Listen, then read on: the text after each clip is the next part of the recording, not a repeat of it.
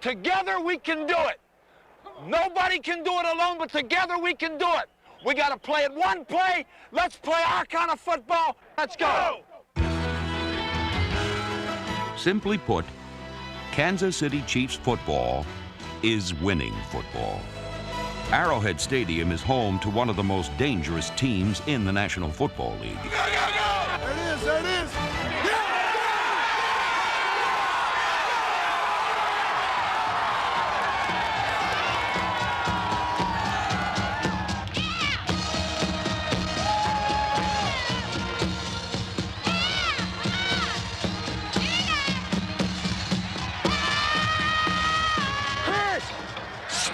The stutter. Don't go down. Stay up. Come on.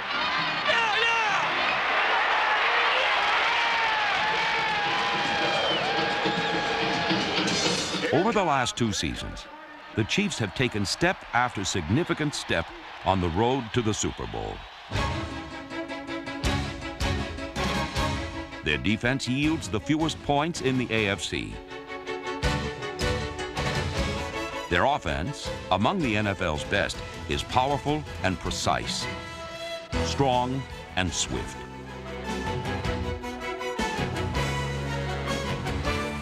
This is a team together, spirited by success, yet pushed by the promise of more to come. The standards have been set. The final ascent is at hand.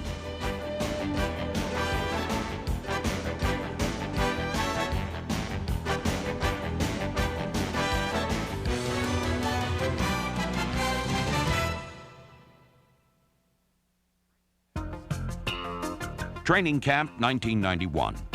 The Chiefs were looking to build on an 11-5 season, to begin anew with the knowledge they were more than playoff contenders.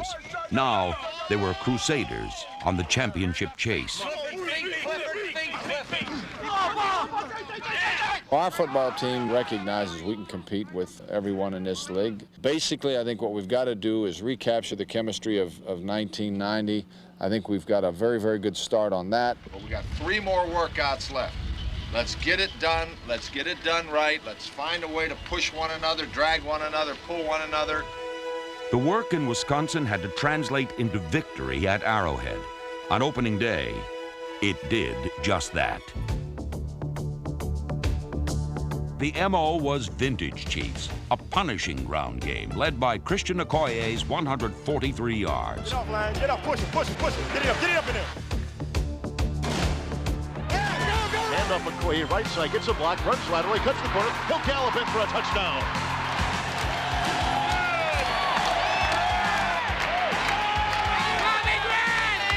Add to that a dominating defense, triggered by 6 turnovers and an early season gut check. A big-time goal line stand in the first quarter.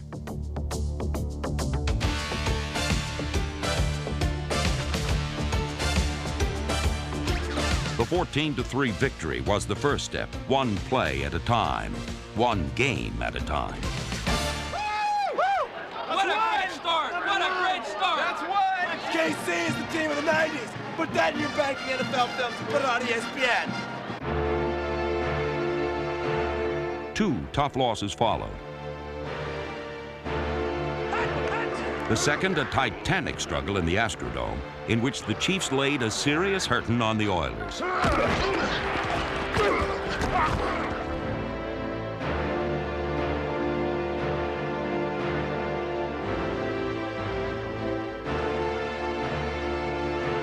To be successful in the NFL, you must understand that the season is a marathon, not a sprint. Few preach that sense of conviction and commitment better than Marty Schottenheimer. One play at a time. Stay together. Play together. We'll get it done.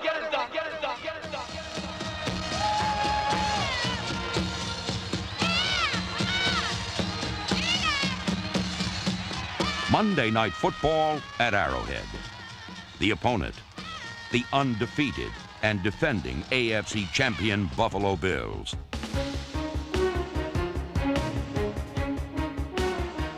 It was time to put aside the tough losses and the uninspiring victories.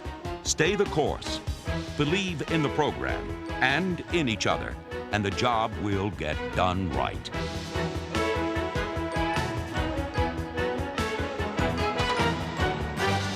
The Chiefs' cutting-edge performance was yet one more validation of Schottenheimer's coaching philosophy. Goal line, he's in for a touchdown. Whoa! Oh, he went through those people. Back to pass, Kelly. He escapes. He runs. He's sacked by Derek Thomas. He's being chased. He spins around. He's hit and sacked. He's sacked by Derek Thomas. He stands. He's hit. He's spun. He's sacked. It's the fourth time Kelly has been it tonight. That time it was Billy Moss.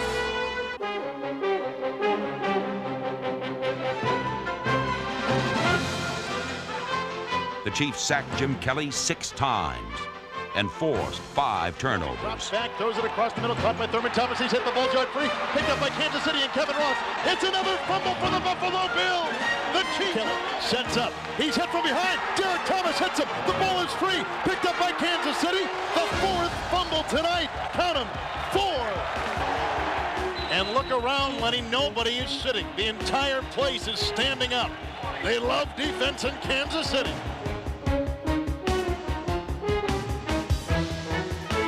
Buffalo had the ball for less than 16 minutes the entire game.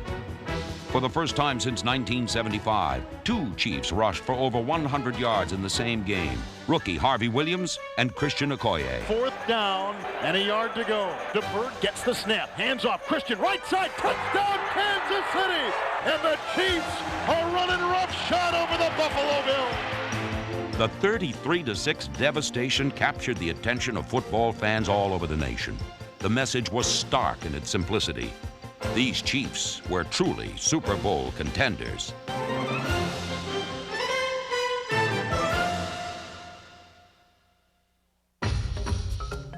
Your thought for the day. The Chiefs would set a single-season home attendance record in 1991 with an average attendance that ranked 2nd in the NFL.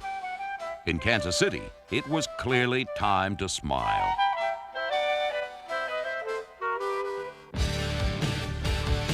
The Buffalo win was followed by another total team effort. This time, Miami was steamrolled. 153 more yards by Okoye sparked the offense, but it was the defense that made the play of the day. Handoff, Smith, left side, hurdles a defender. He's stuck in midair.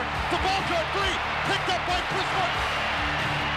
The 20, a foot race to the 30, the 40, the sideline, the 50. He's gone. He's gone. Oh, baby, what a play! Chris Martin's 100-yard touchdown proved the impetus for the 42-7 victory.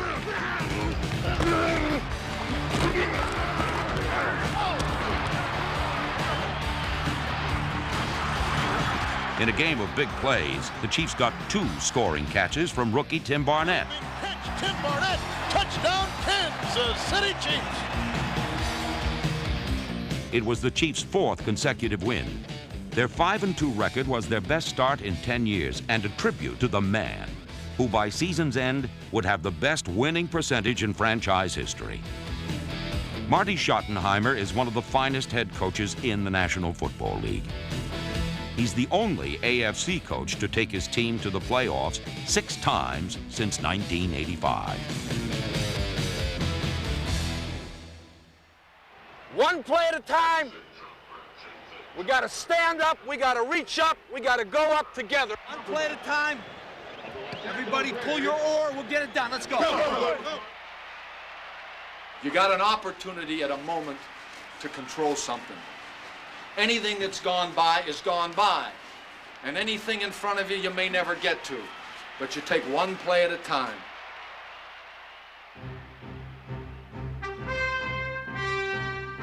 This belief was the foundation of a key come-from-behind win on a Monday night at Arrowhead. The victim was the Los Angeles Raiders.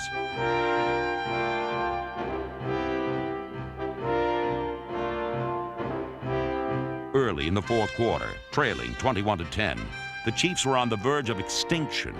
It was then that the defense sowed the seeds of victory. Raider quarterback Schrader drops back. He looks left, cocks his arm. He's being chased. He throws at the last second. It's an interception by Lloyd Burris. The 10, the 20, a foot race to the 30. He's at the 40, a foot race to the 50. Being chased the 40, the 30, the 20. Caught from behind. Folks, that is a big, big play. 4th and goal inside the 1. The handoff, Christian, sweep. He runs laterally, left side. He dives in. Touchdown, Kansas City. With 51 seconds left, the offense produced the go-ahead touchdown. The snap, the backpedaling to Bird, sets, he looks, he guns a pass into the end zone, wide open, touchdown. Tim Barnett has just given Kansas City the lead. Oh, baby, what a play! Back to pass, Schrader. Good time, looks long, darts a pass down the middle, it's deflected, intercepted by Cherry. Folks, we've got a winner in Kansas City. We've got a winner. It was Kansas City's 6th win of the season. The 7th would come the following week in Los Angeles, again in dramatic fashion. Snap, the handoff, Del Pino, sweep right. He's being chased, cuts outside, hit, fumble on the play. It's picked up by Kansas City. Derek Thomas, the 20, the 10, the 5, touchdown! What a play! The Chiefs are on top. Snap, the drop back. Here comes the rush. Derek Thomas knocks the ball away, and Kansas City's got it. Baby, we've got a winner in Los Angeles. That'll do it. That'll do it. Kansas City's got a win. After 10 games, the Chiefs were 7-3. Side linebacker from Alabama, number 58, Derek Thomas. The defense was doing much of the damage, just as it has done over the last 2 seasons.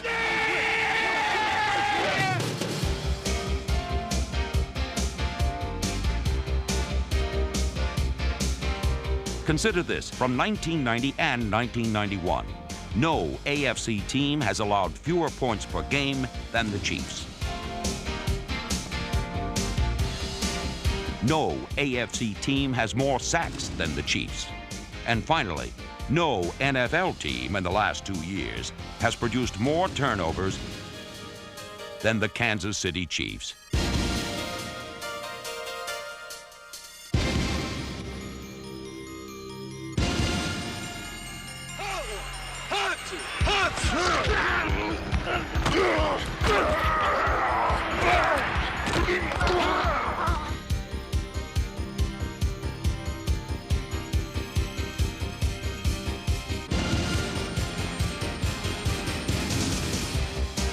Defense. It was the catalyst in Seattle. 5 sacks and a fourth-quarter Deron Cherry interception helped the Chiefs hold a team without a touchdown for the 3rd time in 1991. Here comes the rush, and down he goes. Back to pass, Craig backpedals, guns a pass down the middle, intercepted, and the Chiefs have snuffed out the Seahawks. The 19-6 victory, the Chiefs' 8th of the season, included 4 Nick Lowry field goals, as the NFL's most accurate kicker moved ahead of Jan Stenerud to become Kansas City's all-time leading scorer. And left tackle from Iowa, number 76, John Holt. And left guard from Penn State, number 79, Dave Stott. And center from Notre Dame, number 61, Tim Gordhard. And right guard from Georgia Tech, number 72, David Luke. And right tackle from Wake Forest, number 77, Rich Baldinger. The best offensive line in the AFC propelled the 5th best offense in the NFL. They permitted the fewest sacks in the conference. And for the 3rd consecutive year, spearheaded a running game that generated a 1,000-yard rusher, one of only 4 NFL teams to accomplish such a meaningful measure of consistency. In 1991, Christian Okoye was the man.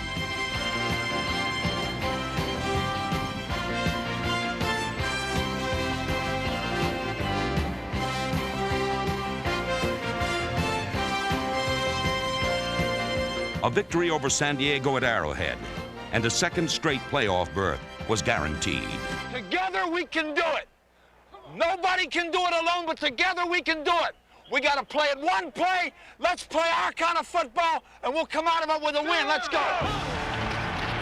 Freeze, the Charger quarterback, drops back to throw, bullets a pass into the end zone. Touchdown. Chargers on top on an 18-play drive. First drive is always a pinch. The 50, the 40, the 30, he's gone, the 20, the 10, and it is a touchdown. And the Chargers suddenly lead 13-0. Nothing extraordinary, man. Let's just go on about our business. Do the little thing. All right, let me have the defense quickly. Let me have the defense quickly. We got to win on first down now. We know what they're doing, what they're trying to do. Now let's calm down, win on first down. Tell them, win on first down. Let's go. Knock them back. We got to knock them back. Let's go.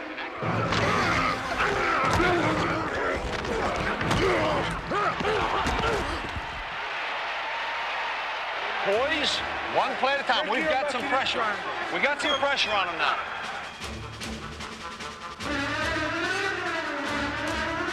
A fumble on the play, picked up by Derek Thomas at the 10. He bobbles it, gets it out of bounds to the end zone. Touchdown, Kansas City. If they give us the ball, it's not a touchdown because it was a backward pass, cannot be advanced. Classic under center. The snap, handoff, Barry, left side, Diggs, turns, touchdown, Kansas City. In this crucial contest, with postseason play the prize, it was the performance of quarterback Mark Vlasic that held the promise of victory. Vlasic gets the snap, drops back, short drop back, floats a pass, far side. He's got Burton, diving catch inside the 20. Rolling Vlasic has time. He's being chased, arches a spiral inside the 5, caught on a spin by Harvey Williams. Touchdown, Kansas City. Oh, baby, what a play. Rock, they got no timeouts. No timeouts. They got no timeouts. Let him go. Let him go. 17-14 Chiefs lead. Freeze drops back. Here comes the blitz. He'll dump it off. Far side caught by McEwen at the 20. He works to the 19. A late hit on the play. A late hit by Derek Thomas. A penalty against Kansas City. This to tie the game and send it into overtime. Bad snap. Kick is up. Kick is good. And we are tied. All right, we're back where we started. You can't let it, hey, you got to forget it, Derek. Listen to me. Look at me, young man. You got to forget it. Derek, I'm telling you something. You understand what I'm telling you? Look at me, Derek. You got to forget it. If you don't forget it, it'll gnaw at you. It'll take away your ability to do what you need to do in the overtime. Derek, we're right where we started before the game. It's nothing. We got a chance to win. We got to have you a solid mind. Now, Derek, listen to me. I know what I'm talking about, okay? Get it out of your mind. Let's get tuned up.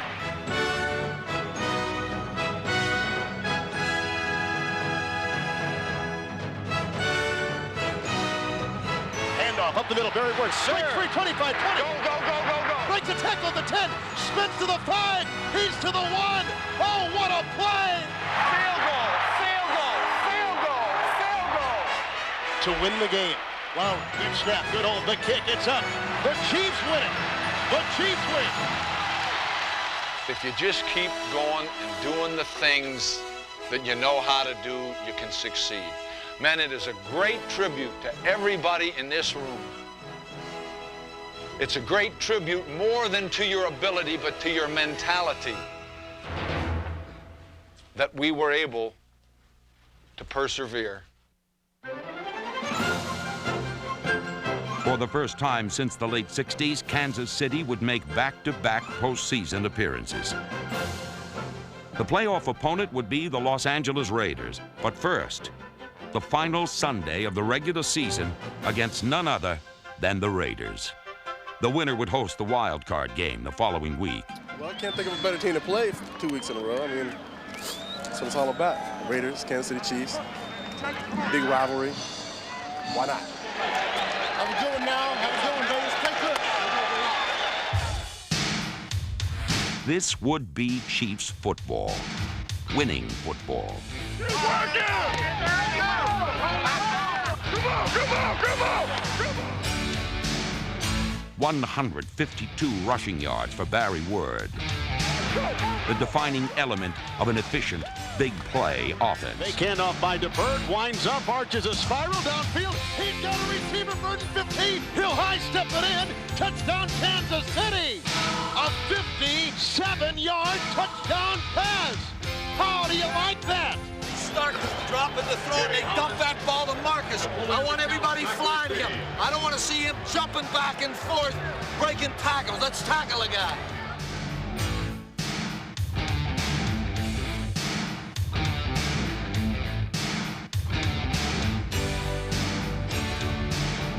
Early in the fourth quarter, the Raiders cut Kansas City's lead to 6. With a return to Arrowhead in jeopardy, the Chiefs had the right response. Shotgun formation for the berth. Gets the snap, looks left, throws a short pass up the middle, it's caught. At the 50, Burden, he's on the 40, he's on the 30, he's gone, touchdown! They're on a roll, baby, they're on a roll! I'm going to Kansas City. Kansas City, here I come. Bring it long, John. It's Bring it long, John. It's plenty cold. Here we come, Kansas City. We brought it back home. Chiefs fans have been waiting an awful long time for this event. This is the first playoff game in Kansas City in 20 years, the first ever here at Arrowhead Stadium. And what about the opponent? The Raiders from Los Angeles, formerly of Oakland, one of the most bitter rivalries in the history of the National Football League. This game should be a blockbuster. One play at a time. Roll that boat. Do it our way. The boat's loaded, men. Let's roll.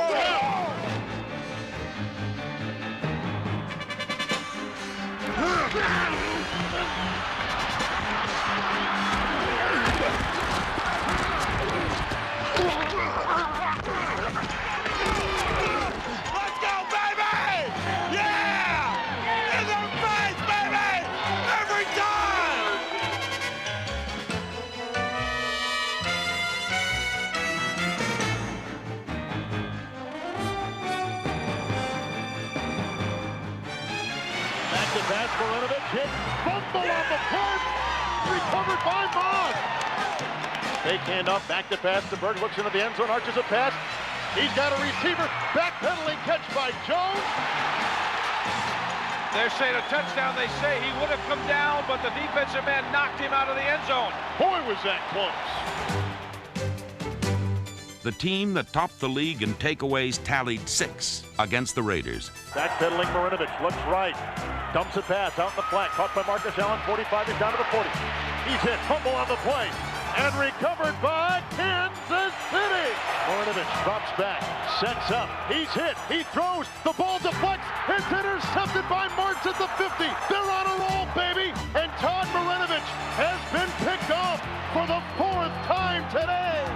I love it. The first playoff game at Arrowhead ended with the Chiefs smothering the Raiders. It was another step on the road to the Super Bowl. Yet the final destination has not been reached. Step back for a moment and listen to Marty Schottenheimer after the final regular season game. Congratulations. It's been a good regular season. Half the journey's behind. It was 16 weeks. The best part of the journey is ahead.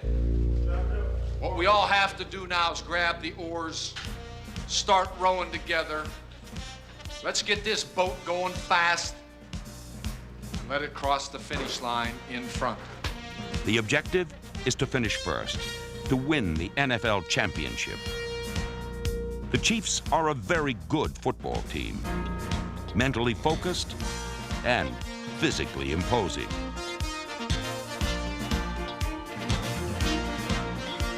The Chiefs are talented and tough, strong and sleek, propelled by proven veterans, pushed by young players full of promise. The Kansas City Chiefs, primed to take that next step, prepared for the final ascent. Hi, I'm Steve Sable. I think everyone will agree that the Chiefs will be one of the true 4 or 5 Super Bowl contenders from the AFC. But if they hope to get to the Rose Bowl for Super Bowl 27, they'll have to improve their ability to strike quickly through the air.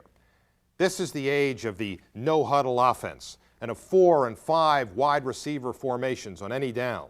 And it's very hard to get to the big show without a big play passing game. DeBerg gets the snap, drops back to throw, looks left, he cocks his arm, throws a long arching spiral near side, over the shoulder catch, touchdown Kansas City! Stephon Page! 2 seasons ago, in 1990, quarterback Steve DeBerg completed 7 passes of 60 yards or more. The big play was the big deal in Kansas City. In 1991, the 37-year-old DeBerg renewed his career-long battle with inconsistency. His age made him expendable. The number one area we have to improve, obviously, is we think our quarterback position. We have 2 timeouts. All right. Let's get to the last Look, points while they're okay, waiting but for what I don't want to do is no sacks. One play at a time. Let's just do what's there. If it ain't there, don't. Will it be Mark Vlasic? Second-round draft pick Matt Blunden. In 1992, the man will be 34-year-old Dave Craig. A veteran of 12 NFL seasons with the Seattle Seahawks.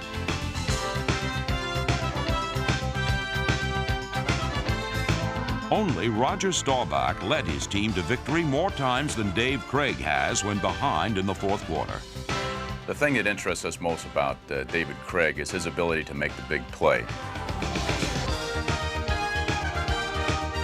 2 years ago, Derek Thomas had the NFL sack record, 7 sacks, had the 8th one in his hands, and David Craig, and yet David slips out, throws a pass on the last play of the game.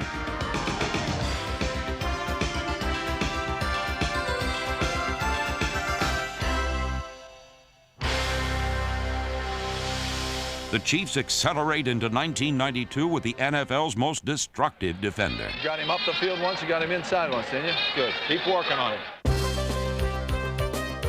Over the last 3 seasons, Derek Thomas has more sacks than any player in the league. From a physical standpoint, he has tremendous speed. I don't know that I've ever been around a linebacker who can accelerate and run as fast as Derek Thomas. And as a pass rusher, I think that particular skill is the thing that sets him apart. He has a great pride in what he does. He wants to be the very, very best. And when you combine that with those physical skills, you get a guy who is on the threshold of becoming one of the best that's presently playing and maybe one of the best that's ever played. Defense will remain the building block as the Chiefs construct that championship foundation. Our front 7 on defense is very good. Derek Thomas, Dan Salamua, Neil Smith, and Chris Martin, Percy Snow, who will be back with us this year. These are fine, fine football players that we know have a lot of football left in them.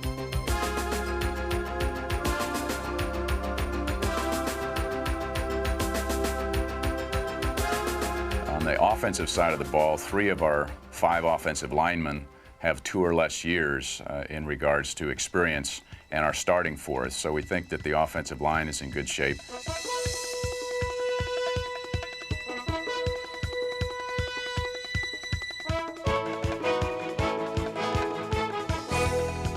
We do what we think the best, and that's run the football, and we've got 3 outstanding running backs with Christian Okoye and Barry Word and Harvey Williams. Harvey Williams is the one to watch. The masterful moments he manufactured as a rookie hold the promise of greatness in 1992.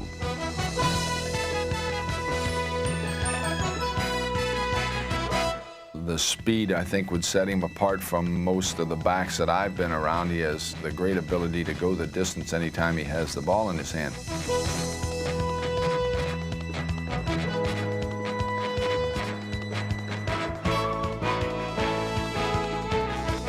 I think barring injury, we've got a player who can bring a broad dimension of offense to what we do, because not only is he a fine runner, he's also an excellent receiver.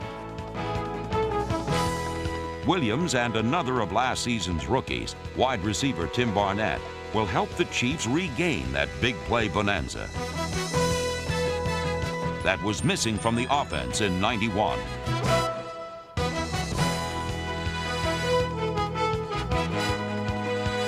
An offense with a quick strike dimension. A defense with the league's most feared performer. A head coach who's both teacher and tactician. Starts with 31 outside. Right. And now you got to be alert for him. You support if he blocks. Right. If he releases, they could run that triple stretch play action. The parts are in place. The objective is singular and all-encompassing. Work together now. Let's go, Sam. Hey, let's go, man. You want a piece of that championship? Put it in here. The last Super Bowl appearance for the Kansas City Chiefs came following the 1969 season. That was an era of Chiefs football that featured, well, I guess you could say, a rather unique collection of characters. We'll take a look at these colorful Chiefs of the late 1960s, and then we're going to move to the early 1980s, to the story of Joe Delaney, a tale that in its tragic telling really speaks volumes about the enduring goodness of the human spirit. But first, a trip back in time.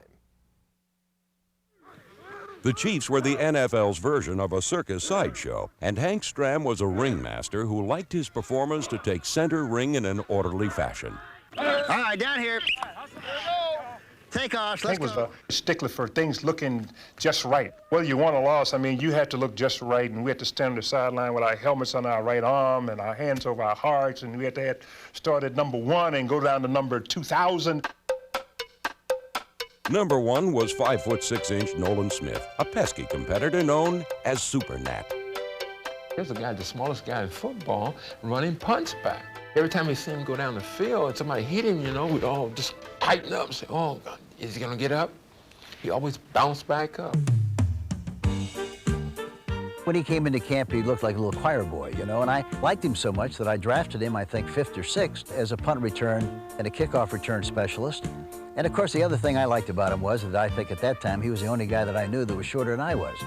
And he had shorter legs than our Basset Hound. And so as a result, why, we had a lot of fun with that. But he was a great player and added a tremendous dimension to our football team.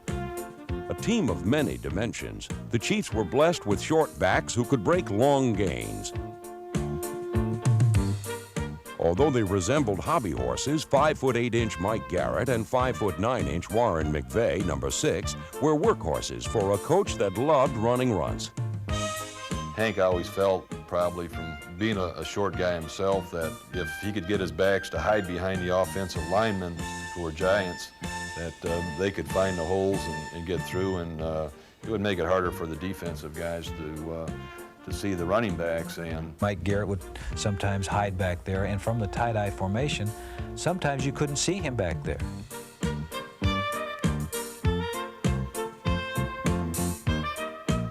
We had short backs, and as a result, we had large, oversized linemen, and we shifted a great deal. And so as a result, I thought it was very important for us to try to create a moment of indecision as much as we possibly could, because all the defense saw was the top of the hats of our backs. Way to go. They didn't know where Mike was. No, they couldn't find him. Didn't know where he was. But the Chiefs went to war with more than just concealed weapons in their backfield arsenal. Number 45, Robert Holmes, was the tank, and he rumbled over foes with a style that befitted his nickname.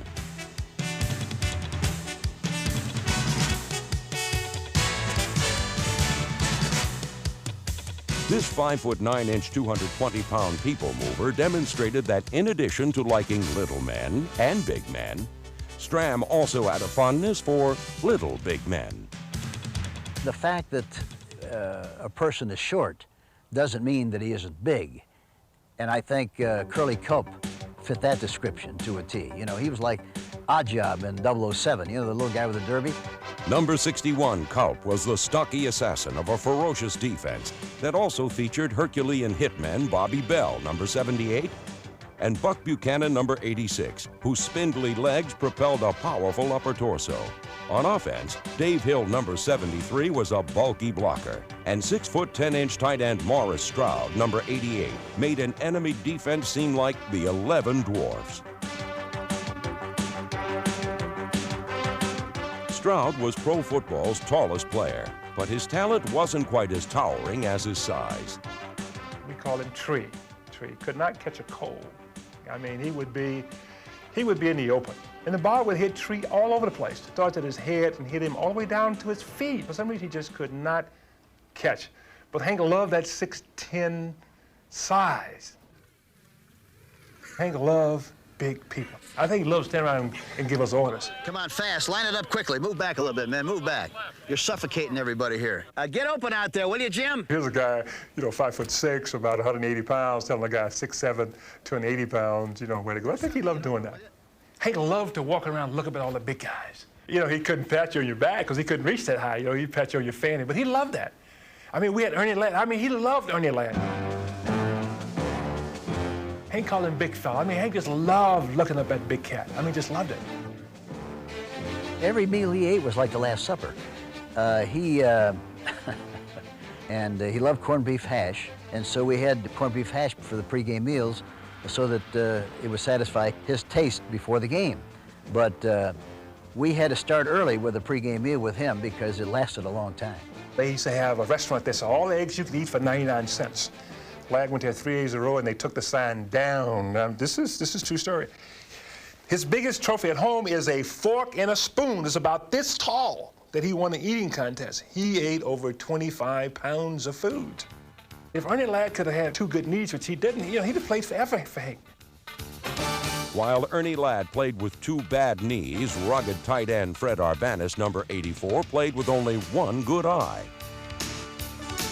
Yet Arbanis' handicap made him perfect for a team that was defined by imperfections. He got hit in the eye and he lost his eye, and the doctor told him he won't be able to play any more ball, you know, because he couldn't see, you know, he damaged his eye. So he had to take that chance. He came back, he had the determination, because Coach Stramlin, they didn't think he was going to be able to play tight end. We were playing a game in old Municipal Stadium in Kansas City, and he lost his eye. And he was looking around for it. One of the officials came over and said, "Hey, Freddie, what'll happen if you lose the other eye?" He said, "I'll become an official." I admired Freddie for coming back. A lot of guys were what took the tank, gave up, but not Fred. And that is something about the whole team. That's how the whole team was back then. Such determination enabled the Chiefs to triumph in Super Bowl IV. Hey, we don't give them anything, man. We keep pouring that pressure on, putting the coal in the fire. A 23-7 victory over Minnesota proved that a team that looked weird could also look sharp. Odd looks, you know, that's what made the team. We had some big guys, we had some skinny guys, but everybody had their place on the team, and we could depend on every one of them. And when it came to play, hey, we came to play. They came to play with wide bodies and wee men. With David standing shoulder to shoulder with Goliaths. The shaping force behind this unique blend was a little coach who knew how to win big.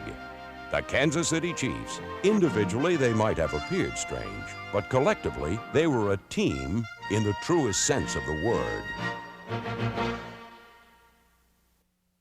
At 5'9", 180 pounds, Joe Delaney did not have the classic physique of a pro running back.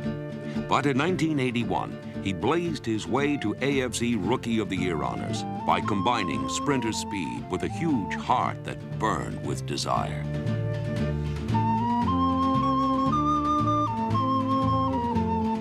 He gave everything he had. He played every down like it was his last down. He would run the ball, and he wasn't a big guy, and he would run the ball right up into a 250, 280-pound lineman, and he wouldn't think twice about it, you know, and he did that week in and week out.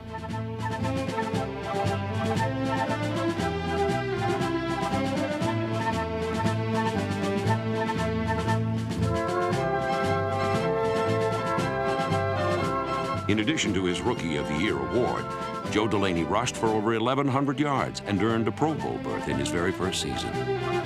But what meant more to Joe Delaney, more than the accolades and the money that came with it, were his ties to the people of his hometown of Houghton, Louisiana. Houghton is a small, quiet community stuck in the rural backwoods of northwest Louisiana. It was here where Joe Delaney was raised. It was where he married Carolyn, his childhood sweetheart. It was where his 3 daughters were born. He was really a homebody, and he never forgot Houghton. Every minute he had a chance, he'd come back to Houghton. He would often get a carload of kids in the neighborhood, and he would take them, you know, like they would have softball games in the summertime at the school or at different schools in ball field, and he would take them to the games and things, and bring them back home, and they all get together and, you know, go to the store and get chips and pops and things. He'll bring them over to the house, and they get out there, and he played music for them or play his guitar, and they just would have a good time.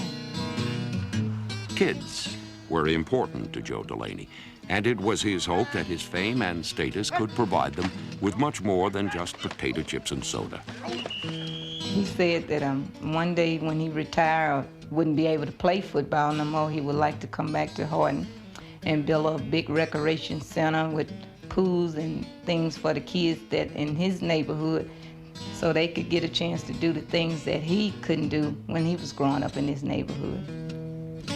Joe Delaney never got that chance.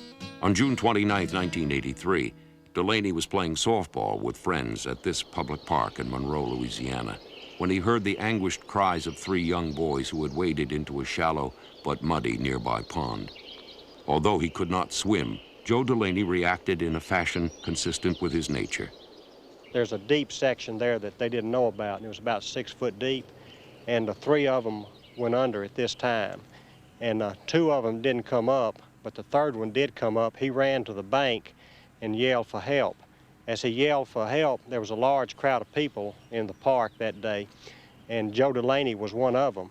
And as he heard the young child yell for help, well, he came running, and when he found out there were 2 boys who had just gone under the water here, well, he jumped in the water in an attempt to save them, and he didn't come up either. Although it was a real shock when I found out exactly how it happened, it wasn't surprising. I mean, he really, really cared about people. He was a team player. He cared about his teammates, and I could just see him. Those children were in need, and he went to help them. Maybe it's easier to accept it because of the way he died, but it's just too soon. Just too soon. You know, the good, what's the song? Only the good die young. Well, thankfully that's not true across the board, but that was a good man who died way, way before he should have been, because he had a lot left in him as a player, and certainly a lot more as a person. They held Joe Delaney's funeral in the Houghton High School gym. It was the only place in town big enough to hold an overflowing crowd of loved ones and friends. That included, among others, then Kansas City Chiefs head coach John Mackovic. Joe was a living hero, and I think you who are here today have known that for many, many years. Joe now is still a hero and always will be. We will miss Joe Delaney. We will never forget him. The thing about Joe, man, he just, you know, he didn't try to be anything more than what he was. You know, he was himself. He was a football player. He was good people, man. You know, I think a lot of people appreciate him because of that.